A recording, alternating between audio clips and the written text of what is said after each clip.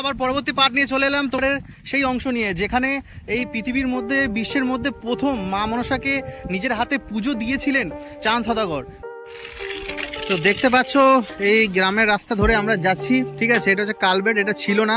তো আমরা এই সোজা পথে আমরা যাব। আর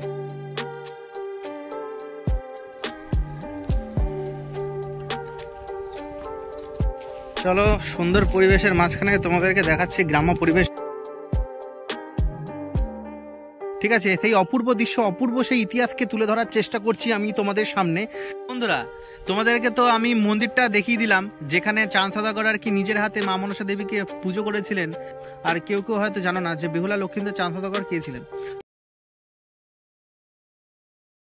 আবার পরবর্তী পার্ট নিয়ে চলে এলাম তোমাদের কাছে, তোমাদের সাথে চাঁদ সওদাগরের সেই অংশ নিয়ে যেখানে এই পৃথিবীর মধ্যে বিশ্বের মধ্যে প্রথম মা মনসাকে নিজের হাতে পুজো দিয়েছিলেন চাঁদ সওদাগর। তো সেই স্থানে আমরা চলে এসেছি।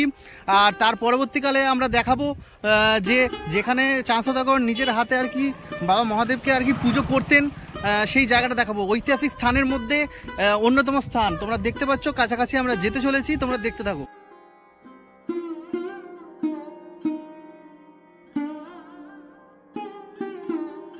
হ্যাঁ, এই সেই জায়গা দিয়ে আমরা যাব মা মনসার মন্দিরে, ঠিক আছে, যেখানে প্রথমবার চাঁদ সওদাগর আর কি নিজের হাতে পুজো দেন বা মা মনসা আর কি মর্তে পূজিত হন প্রথমবার। তো তোমাদেরকে দেখাচ্ছি সেই অংশ। এই রাস্তা ধরেই আমরা যাব, দেখতে পাচ্ছ একটা সাইকেল যাচ্ছে সেখান দিয়ে।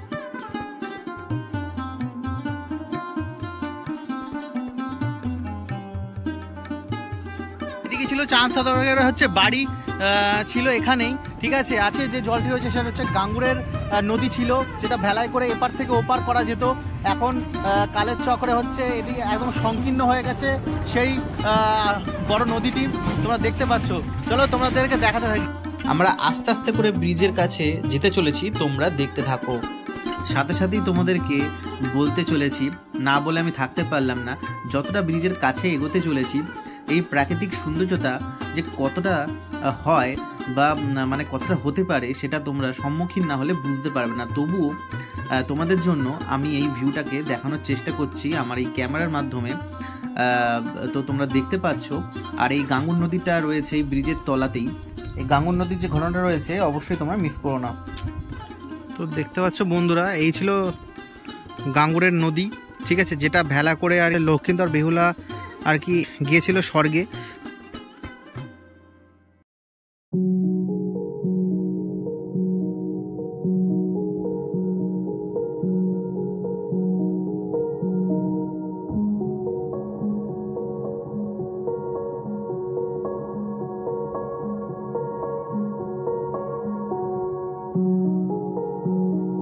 তো বন্ধুরা দেখতে পাচ্ছ কি প্রাকৃতিক সৌন্দর্যতা এখানে ফুটে উঠেছে এই গ্রামে, এই গ্রাম্য পরিবেশে। তো আমরা আস্তে আস্তে করে এই গ্রাম্য লাল মাটির রাস্তা ধরেই এগোতে চলেছি।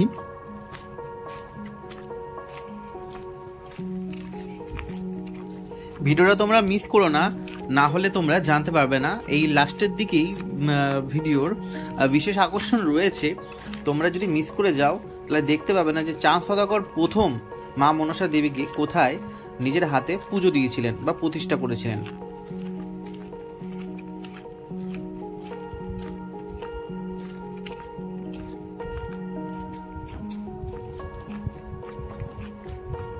একটা স্থানীয় বাসিন্দা সূত্রে আমি জানতে পারলাম যে এই ঘাট পেরিয়ে ওই দিকেই হচ্ছে চাঁদ সওদাগরের প্রথম মা মনসাকে পুজো দেন, সেই মন্দিরটা ওই দিকে রয়েছে। এই স্থানীয় বাসিন্দার মাধ্যমে আমি জানতে পারলাম। চলো সুন্দর পরিবেশের মাঝখানে তোমাদেরকে দেখাচ্ছি গ্রাম্য পরিবেশ। আমার খুবই পার্সোনালভাবে খুবই ভালো লাগে, আশা করি তোমাদেরও ভালো লাগবে। দেখতে পাচ্ছ সেই হচ্ছে সেই পুকুর, ঠিক আছে, সেই হচ্ছে ঘাট বলতে পারো। তো যাচ্ছি আমরা আস্তে আস্তে করে এই ঘাটের ধারে ধারে।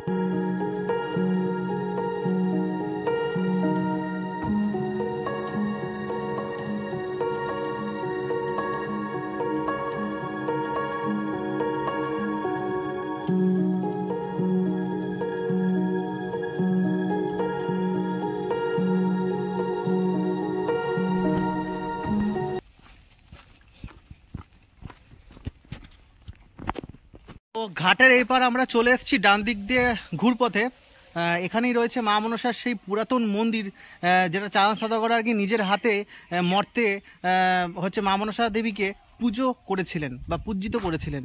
তো আমরা দেখাতে চলেছি সেই জায়গাটা, তো তোমরা দেখতে।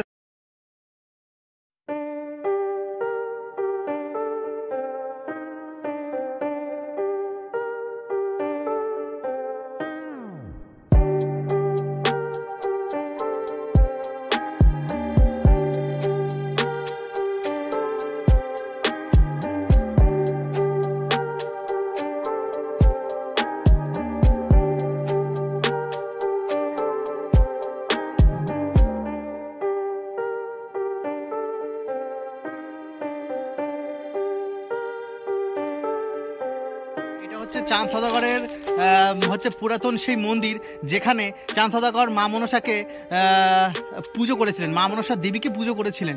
তো এই হচ্ছে সেই জায়গা।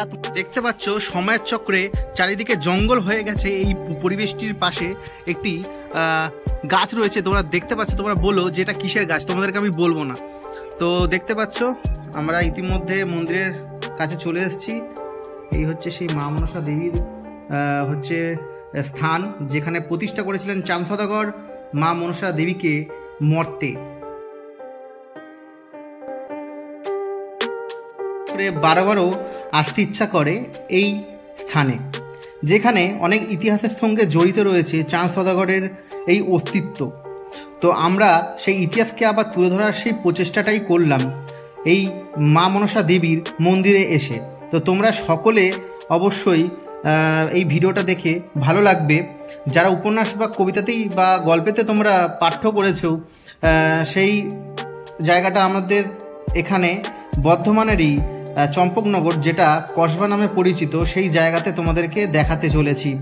তো অবশ্যই তোমরা দেখে নিয়েছো, তোমাদের ভালো লাগবে আশা করি। তো তোমরা দেখতে থাকো। ঘাটটা পেরিয়ে এই মন্দিরে এসেছিলাম, সেই ঘাটটা তোমাদেরকে দেখাতে নিয়ে চলছি। তো তোমরা দেখতে থাকো আমার সাথে। দেখতে পাচ্ছ সামনে চাঁদ সওদাগরের ঘাটটি রয়েছে, ঠিক আছে। সেই অপূর্ব দৃশ্য, অপূর্ব সেই ইতিহাসকে তুলে ধরার চেষ্টা করছি আমি তোমাদের সামনে। তো এটা মানে যুগে যুগে কালে কালে তোমাদেরকে মনে করানোর জন্য এই ভিডিও দ্বারা অবশ্যই তোমরা দেখতে পাচ্ছ সামনেই সেই ঘাটটি রয়েছে। খুব সুন্দর একটি ঘাট, যেটা তোমরা এখন এই মুহূর্তে দেখতে পাচ্ছ।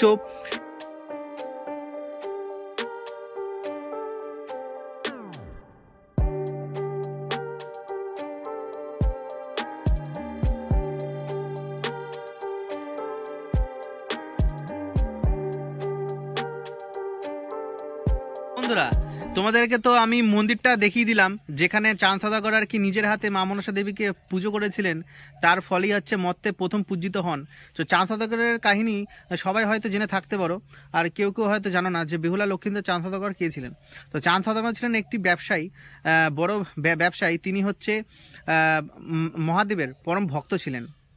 আর মহাদেবের পরম ভক্তর সাথে সাথে দেবদেবতাকে আর কি পুজো করতেন না। তো সেই কারণে আর কি মা মনসা দেবী তিনি অনেকভাবেই আর কি চাঁদ সওদাগরের হাতে পুজো নিতে চান, কিন্তু সেটা আর কি চাঁদ সওদাগর নেয় না। চাঁদ সওদাগর বলে যে আমি পুজো করব না, আমি মহাদেবকেই ভালোবাসি, বাবাকেই ভালোবাসি, তো বাবা ছাড়া আমি কারোর পুজো আমি করব না। তো সেই কারণে মা মনসা দেবীর একটু মনে রাগ হয়, মনে একটা ক্ষোভ হয়, মনে একটা রাগ সৃষ্টি হয় মা মনসা দেবীর। তো মা মনসা দেবী কী করেন, তার সকল সন্তানকে হচ্ছে মৃত্যুবরণ করান। তো মৃত্যুবরণের হচ্ছে কালচক্রে তিনি তখন রিয়েলাইজ করেন বা বোঝেন যে মা মনসা দেবীর যে রাগটা হচ্ছে বা যে রাগ হয়েছে, তার কারণে তার সন্তানরা প্রাণহারা হয়েছে। যখন বেহুলা হচ্ছে চাঁদ সওদাগরকে বলেন যে তার স্বামীর হচ্ছে প্রাণ বিপদ হতে পারে, তো সেই কারণে চাঁদ সওদাগর আর কি বলেন যে ঠিক আছে, সেটা তবুও আমি মা মনসা দেবীর পুজো আমি করব না বা দেব না। সেই কারণে সকল সন্তানদেরই আর কি প্রাণ হারাতে হয় চাঁদ সওদাগরকে। আর সেই কারণের জন্য বেহুলাকে এই যে গাঙ্গুর নদীটা আমি দেখালাম, সেই ভেলা করেই নিয়ে যাওয়া হয়েছিল স্বর্গে। আর সেই কারণে এত কিছু কারণের পরেও চাঁদ সওদাগর হচ্ছে নিজের জেদে ছিলেন, কিন্তু তারপরে তিনি বোঝেন যে না, এবার দেবীকে না পুজো করলে তিনি সর্বহারা হবেন। সেই কারণে তিনি কি করেন, তিনি মা মনসা দেবীকে এই যে স্থানটা দেখালাম হচ্ছে সেখানেই আর কি পুজোটা তিনি নিজের হাতে করেন। আর মা রাগী হলেও মায়ের মনে কোনো দিন হচ্ছে সেই আশঙ্কা ছিল না যে তার ভক্তকে তিনি কিছু দেবেন না। তিনি যতটা রাগ করেছেন তার দ্বিগুণ হচ্ছে তাকে দিয়েছেন। প্রত্যেকটা সন্তানকে তিনি প্রাণে আর কি বাঁচিয়ে তুলে দেন। আর চাঁদ সওদাগর সেখানে আর কি তার সকল পুত্রকে তিনি পান। তো এটাই হচ্ছে এখানকার কাহিনী। আর এখানকার বাঙালিদের গর্বে হচ্ছে একটা ভালো ঐতিহাসিক স্থান, যেখানে তোমাদেরকে দেখিয়ে দিলাম যে এই পুরো জায়গা জুড়ে মা মনসা দেবীর স্থান বলা যেতে পারে। কারণ মা মনসা দেবী এখানে হচ্ছে অবতরণ হয়েছিলেন, প্রথমবার পূজিত হয়েছিলেন। আর এই স্থানটা ঐতিহাসিক রূপে আমরা চির অমর করে থাকবো আর চির অমর করে বাঁচবো। এই ভিডিওর এই উদ্দেশ্য তোমাদেরকে জানানো। আর অবশ্যই তোমরা এই ইতিহাসকে বারে বারে তোমরা তুলে ধরার চেষ্টা করবে আর বারে বারে সেটাকে ফিল করারও চেষ্টা করবে। তো আশা করি এই প্রচেষ্টা বা এই চেষ্টাটুকুই তোমাদের কাছে আমি তুলে ধরার চেষ্টা করেছি। তো তোমরাও আশা করি এই ভিডিওটা ভালো লেগে থাকবে। যাব সেই স্থানে যেখানে বাবা মহাদেব যাকে পুজো করতেন চাঁদ সওদাগর নিজের হাতে দেখাবো। প্রথম স্থান তোমাদেরকে নিয়ে যাব আর সেখানে ভিজিট করিয়ে তোমাদেরকে দেখাবো। আস্তে করে এগোতে যাই আর পরের অংশগুলোকে তোমাদের কাছে তুলে ধরার চেষ্টাটা করি।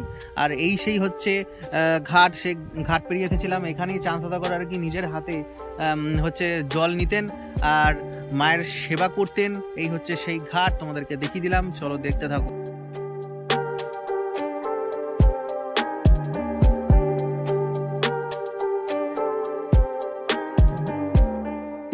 পুজো করতেন আর নিজের ব্যবসার উদ্দেশ্যে চলে যেতেন ছিল। আর বাড়ির মধ্যেই যে শিব মন্দির ছিল সেখানেই আমি তোমাদেরকে নিয়ে যাব। ঠিক আছে, তোমরা দেখতে থাকো গাইস।